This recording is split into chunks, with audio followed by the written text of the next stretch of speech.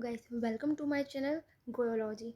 अगर आपको मेरा लेक्चर पसंद आता है तो उसको लाइक कीजिए, अगर नहीं पसंद आता है तो सब्सक्राइब कीजिए। लेकिन कुछ ना कुछ आप रिएक्ट ज़रूर बताइए कि मैंने इसमें जो भी कुछ बताया है आपको, अगर उसमें कोई मिस्टेक भी है तो आप उससे भी बताइए कमेंट सेक्शन में।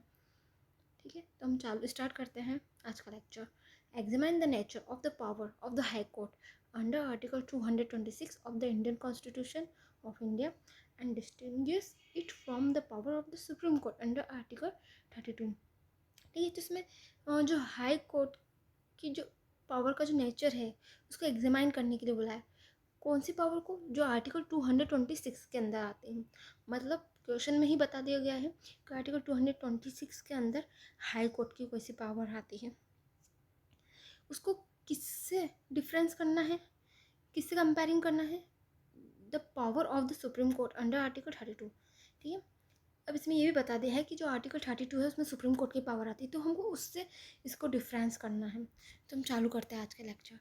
आर्टिकल 32 क्वेश्चन में बता दिया मैंने आपको कि आर्टिकल 32 में सुप्रीम कोर्ट की पावर की बात की जा रही है, और आर्टिकल 226 में हाई कोर्ट की पावर की बात की जा रही है। आर्टिकल 32 को भीमराव अंबेडकर जी ने कॉन्स्टिट्यूशन में हार्ट एंड सोल भी बोला है इसे। क्यों बोला है? क्योंकि जो ये भी मैं बताऊंगी इसमें, supreme court can issue Ritz only for the enforcement of fundamental right and not for any other purpose. जो सुप्रीम कोर्ट में जो रिट इशू की जाती है वो फंडामेंटल राइट को लागू करने के लिए की जाती है और किसी अदर पर्पस के लिए नहीं की जाती। पर लेकिन जो हाई कोर्ट है उसमें जो रिट इशू की जाती है वो फंडामेंटल को राइट्स को लागू करने के लिए भी की जाती है और दूसरे पर्पस के लिए भी की जाती है। दूसरा पर्पस कौन सा? Ordinary legal rights.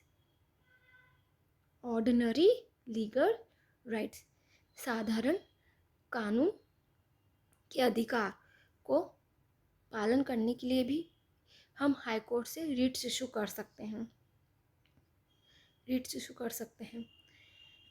अब ये ऑर्डिनरी लीगल राइट्स क्या होता है? ऑर्डिनरी लीगल राइट्स में हमारे सारे साधारण अधिकार आ जाएंगे जितने भी, जैसे वोट देने का अधिकार, हमको वोटिंग से कोई वंचित नहीं कर सकता। अगर ऐसा कोई कर रहा है तो हम उसके लिए हाई कोर्ट से रिट इशू कर सकते हैं कि हमको हमारे वोटिंग के राइट से वंचित किया जा रहा है। ऐसे ही बहुत से हमारे डे बाय डे के बहुत से ऐसे ऑर्डिनरी लीगल राइट्स हैं। The writ jurisdiction of the supreme court is narrower. ठीक है, जो सुप्रीम कोर्ट का रिट जुरिडिक्शन है वो नैरोवर है और सुप्रीम कोर्ट का वाइडर है। This article under part 3 fundamental rights. देखिए, फंडामेंटल राइट्स की अगर बात की जाए तो फंडामेंटल राइट्स हमारे इंडियन कॉन्स्टिट्यूशन किस में आते हैं? पार्ट 3 में आते हैं। कौन सा आर्टिकल से कौन सा आर्टिकल तक? आर्टिकल 12 से तो आर्टिकल 35 तक आर्टिकल्स आते हैं इंडियन कॉन्स्टिट्यूशन में। तो ये जो 12 से लेके 35 तक जो इंडियन कॉन्स्टिट्यूशन में जो आर्टिकल आते हैं, इन्हीं के बीच 32 भी आता है। तो मतलब जो सुप्रीम कोर्ट से रीट इशू करने का एक राइट हो गया, वो खुद एक अपने आप में फंडामेंटल राइट हो गया, है ना। और जो आर्टिकल 226 है, ये this article under part 6 chapter 5 of state government.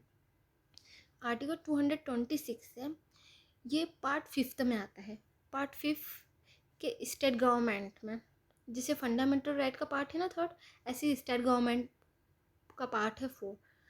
ठीक है, तो इसमें जो इसको है ना पार्ट में डिवीजन कर दिया। कितने पार्ट में डिवीजन किया गया स्टेट गवर्नमेंट को? 6 पार्ट में, 6 चैप्टर में। तो ये चैप्टर 5 है, इसमें टोटली स्टेट का हाई कोर्ट के बारे में बात की जा रही है। तो कौन सा आर्टिकल से कौन सा आर्टिकल तक इसमें इंक्लूड है? तो 214 से लेके तो 232 तक इसमें हाई कोर्ट की पावर्स की बात की जाती है। तो किस में आ गई है? पार्ट 6 में आ गए।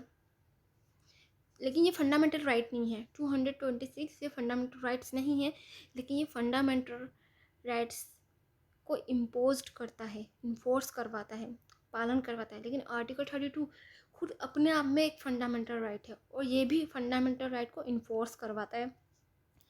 ध्यान रखना है यहाँ पे बात, आर्टिकल 226 फंडामेंटल राइट नहीं है, वहीं आर्टिकल 32 खुद अपने आप में एक फंडामेंटल राइट है।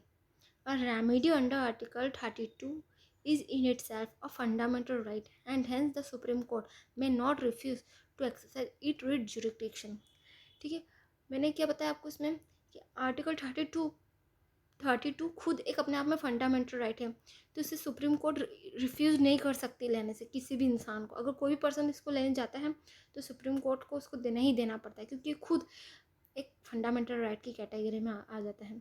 लेकिन हाई कोर्ट इसको रिफ्यूज कर सकती है। क्यों? क्योंकि और remedy under article 226 is discretionary. मतलब डिस्क्रिशनरी मतलब वो एक जजमेंट के तौर पे बताएगा कोर्ट कि इसको देना है या नहीं देना है। अगर उसकी इच्छा नहीं हुई देने की तो वो रिफ्यूज़ कर सकती है। उसको लगा कि नहीं गलत है ये, मतलब जो इंसान लेने आया है वो गलत तरीके से लेने आया है, तो वो खुद ही रिफ्यूज़ कर सकता है इसको। Hence, the High Court may refuse to exercise its jurisdiction. मतलब जरूरी नहीं कि वो दे ही दे, वो मना भी कर सकता है देने को, लेकिन आर्टिकल 32 में सुप्रीम कोर्ट को रीट इशू करनी ही करनी पड़ती है। वहीं आर्टिकल 226 में जो हाई कोर्ट है वो रीट इशू नहीं भी कर सकता है, वो कर भी सकता है। वो एक अपने उसके निर्णय के, उसके खुद के निर्णय पर डिपेंड करता है।